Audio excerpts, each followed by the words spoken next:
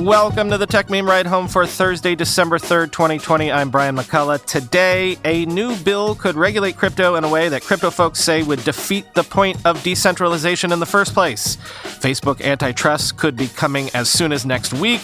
Loon is the first to turn the skies over to artificial intelligence. Hackers are targeting the vaccine rollout. And now you too can contribute to Street View on Google Maps. Here's what you missed today in the world of tech. 3 Democratic lawmakers have introduced a bill that would require stablecoin issuers to obtain a banking charter, approval from the FDIC, and the Federal Reserve before they can roll out any further stablecoins, which sounds like a lot of hoops to jump through, but also maybe points the way to this sort of thing becoming government-sanctioned and thus becoming mainstreamed, quoting CoinDesk.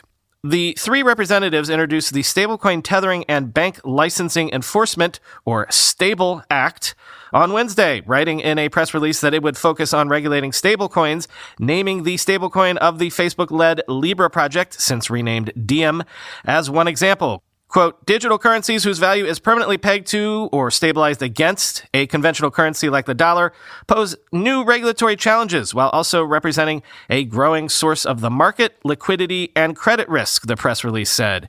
The 18-page bill would specifically require stablecoin issuers to obtain a banking charter, require approval from the Federal Reserve, Federal Deposit Insurance Corporation, and bank regulators to issue a stablecoin, require those same entities to conduct an ongoing analysis of any systemic risk, and require issuers to have FDIC insurance or maintain reserves for easy conversion back into U.S. dollars.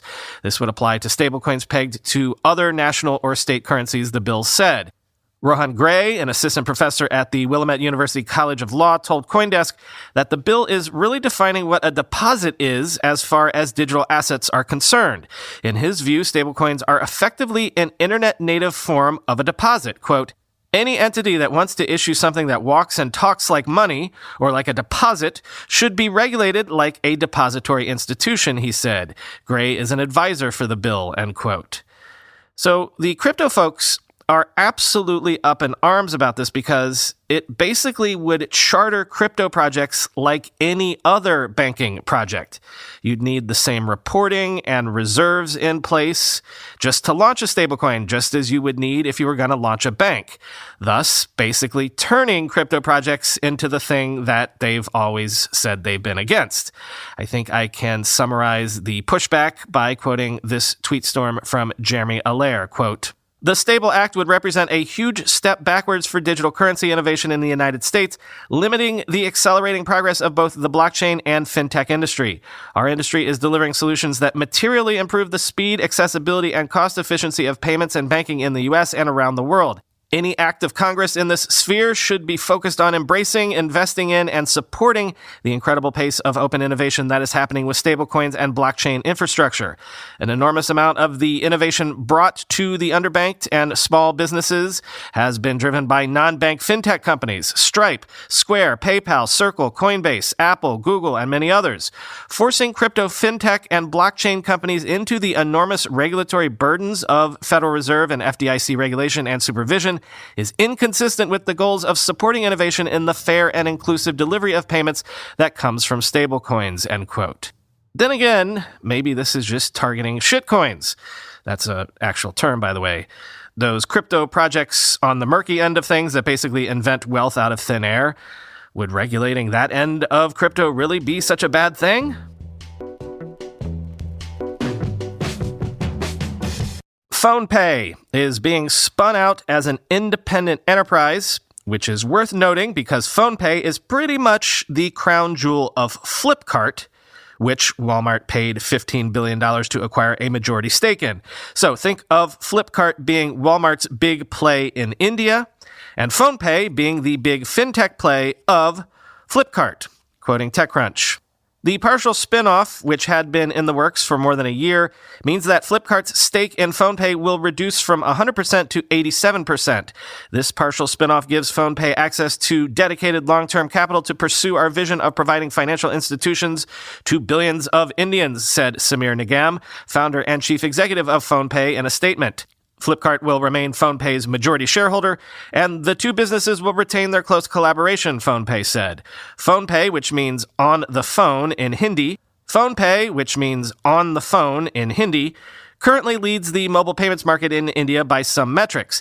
In October, it surpassed Google Pay to become the top UPI payments app. UPI is a 4-year-old payments infrastructure built by India's largest banks. It is the most popular way people transact money digitally in India. PhonePe reported 835 million UPI transactions in October, ahead of Google Pay, which had processed about 820 million transactions that month. In a recent report to clients, analysts at Bernstein identified PhonePe as one of the startups in India that could file for an IPO within 3 years. PhonePe's, quote, reliance on parent Flipkart has shrunk from 50% of monthly transactions to less than 1% today. PhonePe was first to launch on UPI and has extended into new use cases, including travel booking, bill payments, financial services, etc. The company has also launched Switch, which allows users to switch between PhonePe and other apps like food, grocery delivery, etc., they wrote, end quote. PhonePe, which has amassed over 100 million monthly active users, could look to expand outside of India, the analyst wrote in the report, which was obtained by TechCrunch. PhonePe and Google Pay today also compete with Paytm, which is backed by SoftBank and Alibaba. Paytm, which was privately valued at $16 billion last year when it raised $1 billion, has shifted its attention to cater to merchants in recent quarters, as UPI currently offers no way for companies to make any money on its platform, end quote. FedEx has agreed to buy e-commerce shipping service ShopRunner, which will operate as a subsidiary of FedEx Services, for an undisclosed sum. Quoting Bloomberg, the acquisition tightens FedEx's embrace of surging e-commerce deliveries, adding to earlier moves such as adopting 7-day service and investing in handling large residential packages. ShopRunner allows online shoppers to choose its 2-day shipping and free return service for brands including Bloomingdale's, Saks Fifth Avenue, and Under Armour. The deal is part of FedEx's continued efforts to create an open, collaborative e-commerce ecosystem that helps merchants deliver seamless experiences for their customers, said Chief Operating Officer Raj Subramaniam. In the 3-month period ending August 31st, sales at FedEx's U.S. ground delivery unit jumped 36% to $7 billion from a year earlier, end quote. As Brian Romella tweeted, quote, Amazon became FedEx to some degree. FedEx becomes Amazon to some degree.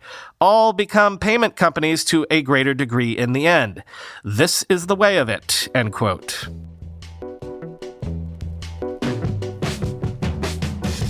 Obviously, we'll talk about it when it actually happens, but I'm telling you this now as a heads up in the interest of keeping you in the know. A source is telling Reuters that a group of more than 40 states, led by New York State, plan to file an antitrust suit against Facebook as early as next week. Quote, the Federal Trade Commission, whose commissioners met on Wednesday, could file a related complaint with an administrative law judge or in district court. It is not known what the states plan to include in their complaint. One allegation often made against Facebook is that it has strategically sought to buy small potential rivals, often at a big premium. These include Instagram in 2012 and WhatsApp in 2014, end quote.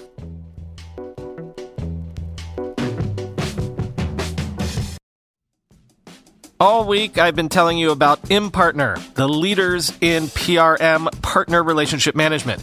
For most companies, 75% of revenue goes through the channel versus direct sales. And because of the pandemic, your channel is more important than ever before in covering the last mile when you can't be there. You need to be able to onboard partners quickly, get them trained, and get them the sales enablement materials they need to sell your product. You need to be able to scale. But the thing is, without automation, beyond about 50 partners, analyst firm Forrester says that you won't be able to scale further because you'll be too bogged down just administering your channel. Enter PRM. Partner relationship management results are tremendous. In anonymized studies of ImPartner's customers, corporations from Fortune 500 behemoths to emerging SaaS players reported a 32.3% increase in revenue in the first year of use alone, and a 29% decrease in administrative costs. Visit impartner.com/ridehomedemo for a demo to learn why impartner PRM is the single most powerful lever you can pull to accelerate your channel revenue, scale your channel program, and reduce administrative costs. That's impartner, impartner.com/ridehomedemo. Liftoff is a full-stack software development company that specializes in bringing products from idea to launch. Liftoff will help with almost everything involved in launching a startup, from choosing the tech stack to nailing down the design to helping with the business model, marketing, and even customer support. They tend to work with companies for 6 months to a year to build out the perfect minimum viable product, and then they help hire and train their replacements once everything is stable. Their most recent projects include Supercast, which Liftoff built with 3 to 4 developers over the course of a year. It ended up raising $2 million about 9 months after they started working on it.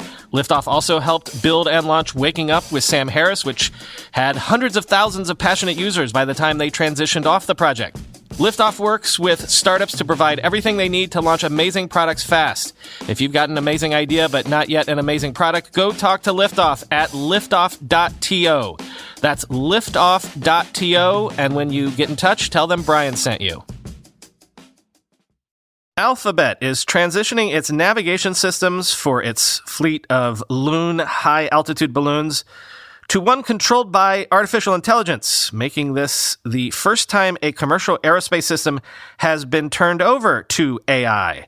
Quoting The Verge, Alphabet's Loon, the team responsible for beaming internet down to Earth from stratospheric helium balloons, has achieved a new milestone. Its navigation system is no longer run by human-designed software.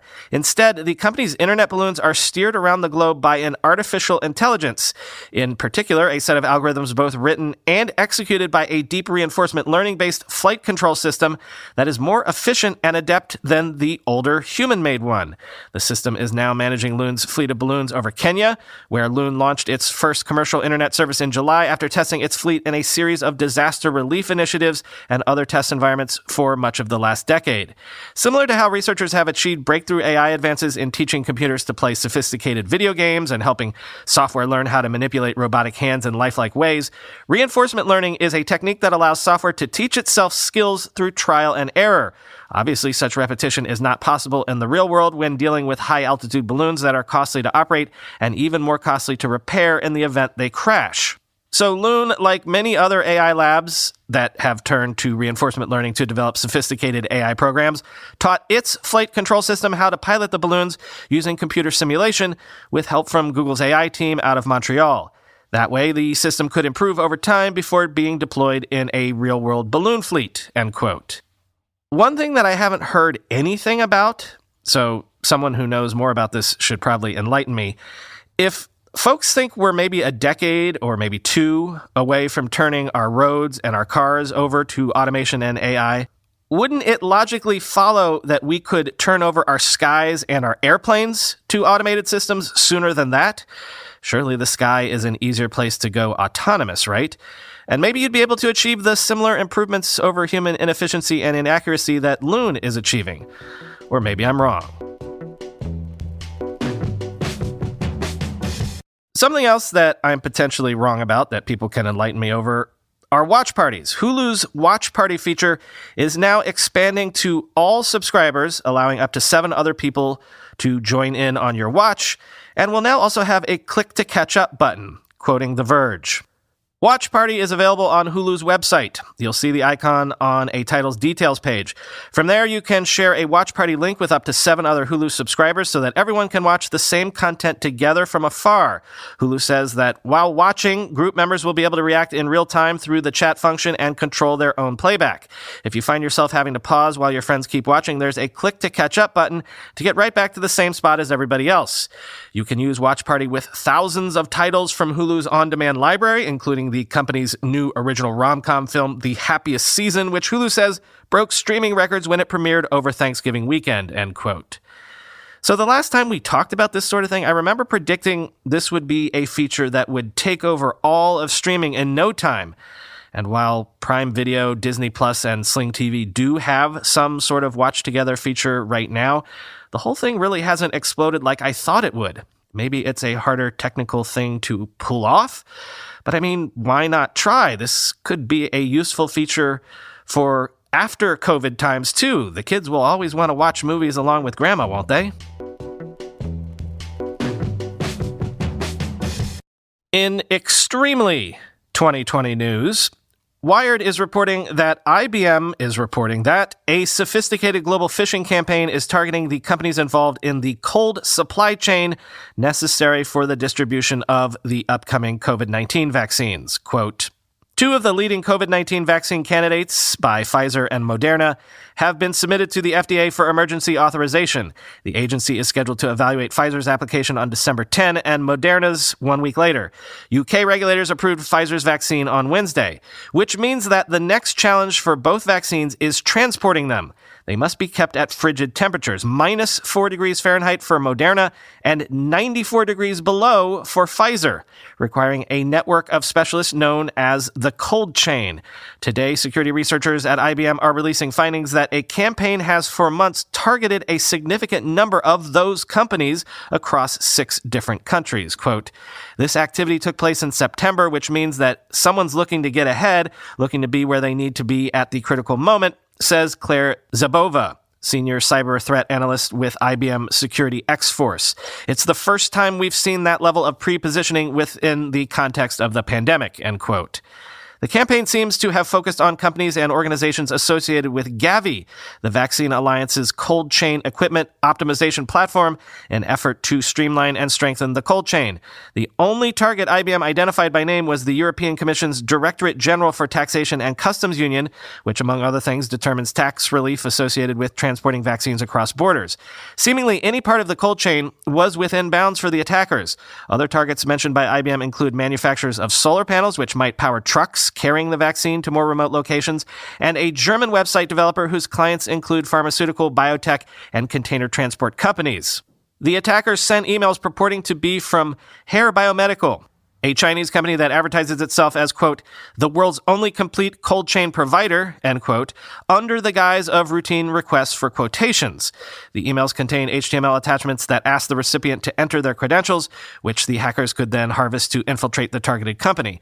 IBM says it doesn't know if any of the attacks were successful or what the ultimate objective of the campaign might be. The door is really open, says Zabovia. Once you get the keys to the kingdom and you're inside the city walls or on the network, there's a myriad of objectives that you can attain, whether it's critical information like timetables and distribution or disruptive attacks, end quote. Finally today, with a recent update, Google Maps now lets you create and submit your own Street View photos to Google Maps, provided you are on Android and a specific sort of Android, quoting The Verge. Android users with AR Core compatible devices can now capture imagery and publish it to Google Street View in certain areas. Google is allowing submissions initially in Toronto, New York, Austin, Nigeria, Indonesia, and Costa Rica. More regions will support this feature soon, and Google will use this user-generated content when it doesn't have its own Street View imagery available. While our own Street View trekkers and cars have collected more than 170 billion images from 10 million miles around the planet, there are still many unmapped parts of the world, says Stafford Marquardt, product manager of Google Maps Street View. Where people contribute connected photos, they will appear in the Street View layer on Google Maps as dotted blue lines, end quote. The new beta feature has been in testing for months, and Google will automatically rotate and position the series of connected photos that are captured in its Street View app for Android. While users have been able to submit Street View imagery in the past, it required a special 360-degree camera. This new feature just makes use of a standard phone camera. It opens up the Street View feature to many more areas, including hard-to-reach places that even Google's Street View trekkers and cars haven't visited, end quote.